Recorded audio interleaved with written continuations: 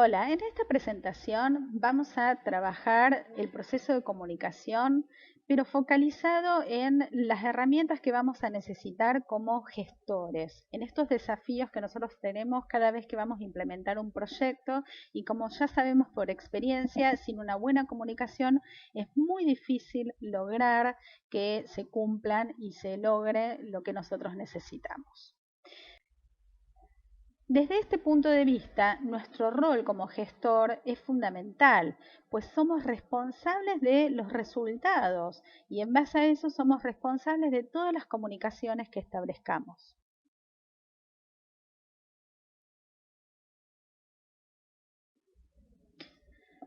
Para comenzar con alguna definición, vamos a presentar esta a nivel general y vamos a decir que la comunicación es el proceso a través del cual se transmiten ideas, sentimientos, información de una persona a otra y es una forma de interacción humana.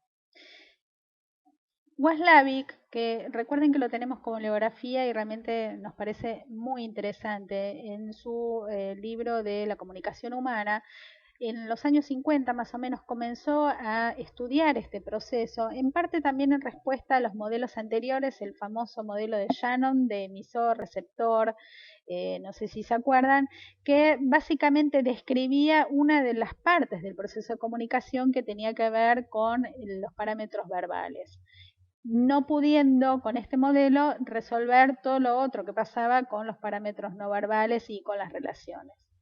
En función de esto, Waslavic comenzó a estudiar y uno de los grandes hallazgos de Waslavic los resumió en distintos axiomas, de los cuales nosotros en esta presentación vamos a ver solo tres. Y el primero tiene que ver justamente con que es imposible no comunicar. Lo interesante de este modelo es que él empezó a analizar que efectivamente todas nuestras interacciones, intercambios con las otras personas proveen de nuestros comportamientos. Y lo más interesante de todo tiene que ver que nuestros comportamientos tienen valor de mensaje. Y dado que los seres humanos no nos es posible no comportarnos, siempre nos estamos comportando, quiere decir que efectivamente no existe la posibilidad de no estar comportándose. Como colorario es que es imposible no comunicarse. Él en el libro relata una situación muy habitual que se presenta en la vida cotidiana, que es que en un avión están dos personas sentadas y una de las personas comienza a hablar efusivamente y la otra persona no tiene ganas de ni hablar ni escuchar. Con lo cual, todo su comportamiento está relacionado con este sentimiento, que tiene que ver con quizás mirar para el otro lado, ponerse una bufanda, ponerse auriculares, todas indicaciones que están efectivamente transmitiendo un mensaje. Interesante del cual desarrolla Waslavic es que toda comunicación tiene un aspecto de contenido y tiene también, y esto es lo novedoso, un aspecto relacional. De tal manera que el primero, el contenido, califica al primero. ¿Esto qué quiere decir? Que la comunicación no solo transmite información, sino que también al mismo tiempo impone conductas. ¿Qué quiere decir esto? Que en todo proceso de comunicación, la comunicación tiene un contenido que significa, que le da un significado, pero a su vez también establece un tipo de relación. No es lo mismo comunicarse con un paciente, con un colega, con un jefe, con nuestra familia. ¿Sí? Nuestro patrón de comportamiento va a ser diferente. Y esto nos lleva a distintos modelos y a partir de Waslavic se planteó eh, otras cuestiones que tienen que ver también en cómo nosotros, los seres humanos, interpretamos la comunicación. Y ya por experiencia propia, digamos, nosotros sabemos que cuando nosotros pensamos algo y queremos comunicar, ¿sí? Y a eso lo vamos a tomar como un 100%, entre lo que yo quise decir y lo que dije, ¿es lo mismo o no es lo mismo? Efectivamente no. En un estudio que se ha hecho en Estados Unidos se midió y efectivamente entre lo que quise decir y lo que dije, hay un porcentaje menos. ¿Por qué? Porque efectivamente no todo lo que nosotros procesamos como pensamiento puede salir a través de la palabra o a través de nuestros gestos. Y fíjense lo más interesante, que entre el proceso de lo que yo efectivamente dije y lo que la otra persona escucha, también hay una disminución, y esto en parte lo explica Shannon en su modelo a través de los ruidos. ¿Sí? O sea que hay una interferencia entre lo que un interlocutor dice y lo que la otra persona escucha. Y esto está explicado no solamente por los ruidos físicos, sino también por parte de lo que explica Waslavic con lo relacional. Y miren lo interesante, que es que de lo que la persona escucha a lo que la persona entiende de lo que escuchó, también hay una disminución. Y esto en parte está explicado en que, digamos, nosotros tenemos que procesar esa información y efectivamente no todo lo que que escuchamos podemos entender, pues hay parte de esa información que nosotros tenemos que decodificar. ¿Esto qué quiere decir? Algo que vamos a hablar ahora en un rato. Parte tiene que ver con los parámetros verbales y parte tiene que ver con los parámetros no verbales. Y finalmente fíjense qué es lo que retenemos. Muy poco, más o menos ronda el 17%. Esto también tiene una explicación y tiene que ver con que nosotros retenemos lo que realmente nos importa. ¿Qué quiere decir esto? Que muchas veces la gente nos habla cosas, nos dice cosas, nos comunica cosas y no todo nos interesa.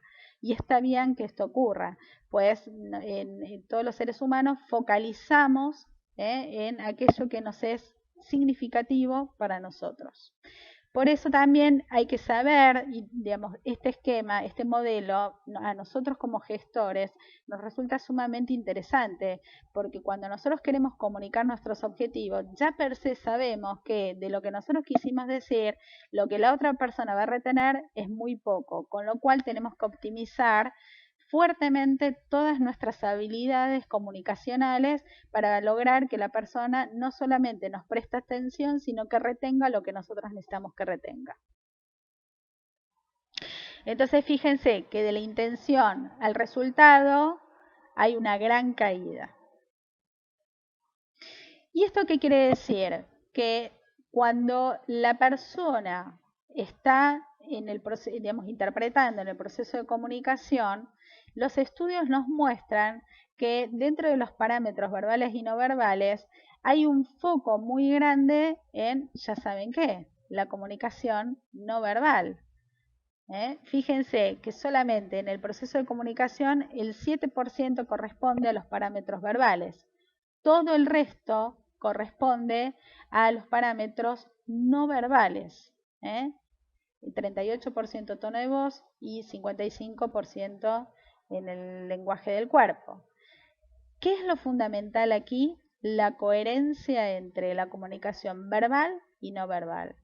Gran parte de los conflictos que nosotros tenemos en el proceso de comunicación tiene que ver con que en el momento de interpretar el mensaje, como gran parte de ese mensaje tiene un formato en el lenguaje no verbal, lo que encontramos es que, digamos, hay un desfasaje de interpretación que a veces cuesta ajustar.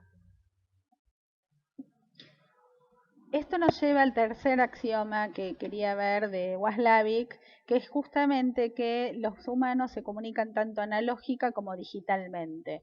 Digamos, él llamó el lenguaje digital justamente a la sintaxis, a la lógica compleja, y que, digamos, se asimila a lo que nosotros llamamos el parámetro verbal. Y el lenguaje analógico, digamos, posee una semántica y no una sintaxis adecuada, lo cual, digamos, se asemeja a lo que son los parámetros no verbales. Digamos, si quieren ver una analogía que a mí por lo menos me sirve para entender esto, sería el reloj digital y el reloj de aguja. El reloj digital, como dice la palabra, digamos, nos da una información precisa cuando nosotros lo miramos, nos da un número. Con lo cual, digamos, si uno lo remite al lenguaje verbal, digamos, si uno escucha estrictamente qué es lo que está diciendo o lee lo que está diciendo, uno puede ver el código. Y cuando uno mira un reloj por aguja, según el ángulo en el cual estemos mirando, va a tener más o menos una precisión acercada, porque si lo miramos un poquito hacia la derecha, podríamos ver el minuto más adelantado o más atrasado y viceversa. Con lo cual no nos da una precisión, sino que acá lo que tenemos que hacer es interpretar. Si lo llevamos a lo que es los parámetros no verbales, cuando alguien nos está mirando atentamente con los ojos abiertos, digo, estamos dictando un curso y tenemos un alumno que nos mira fijamente. Nosotros podemos dar cuenta que esa postura corporal significa que nos está prestando atención. Les digo ya que no, yo como alumna hacía eso y estaba en mi mundo interior sin poder escuchar y conectarme con lo que me estaba diciendo el docente. Con lo cual, digamos, acá vemos que hay una especie de, ajuste que uno tendría que hacer para chequear y verificar que efectivamente la persona está interpretando y reteniendo lo que nosotros efectivamente estamos diciendo. Del mismo modo, otro ejemplo, uno en la relación médico-paciente, uno le está diciendo al paciente un tratamiento y el paciente nos mira y nos asiente con la cabeza como diciendo que sí. Y mi pregunta sería, ¿ustedes están seguros que la persona al hacer ese comportamiento nos está indicando que entendió y retuvo lo que nosotros necesitábamos? Y yo les diría a partir de ahora es que duden de eso, porque habría que chequear si está entendiendo y reteniendo lo que nosotros también queremos informar. Esto nos lleva a pensar muy claramente qué es lo que, digamos, tenemos que hacer, que esto lo vamos a ver ahora en un ratito, para chequear que esa coherencia entre lo verbal y no verbal esté efectivamente llegando de la manera que nosotros queramos que llegue. Esto nos lleva a la otra parte del proceso, porque hasta ahora estuvimos hablando del proceso general y en particular el proceso de comunicar las cosas y hablar. Pero, digamos, la contraparte o la otra parte del proceso tiene que ver con el proceso de escucha.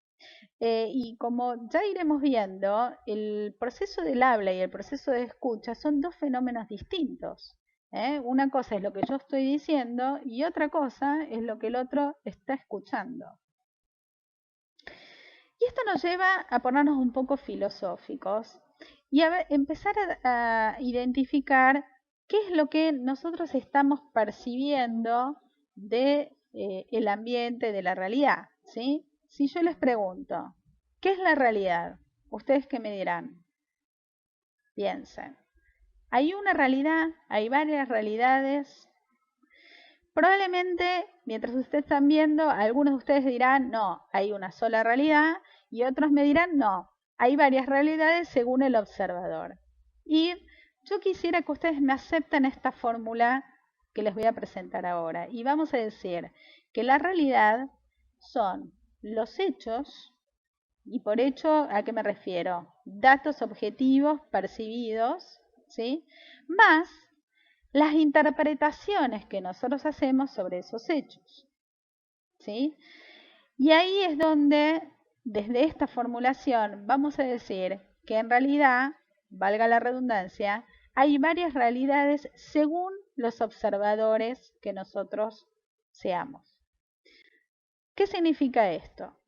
Que cuando nosotros estamos interpretando un hecho o una situación, en realidad lo que estamos haciendo es juntar hechos más nuestras interpretaciones.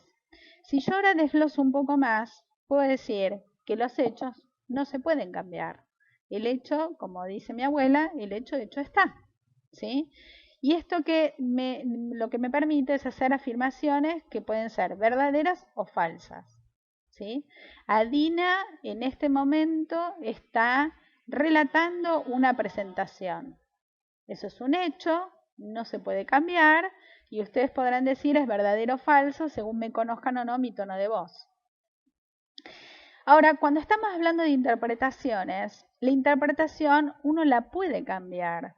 ¿Por qué? Porque las interpretaciones son nuestros juicios acerca de un hecho.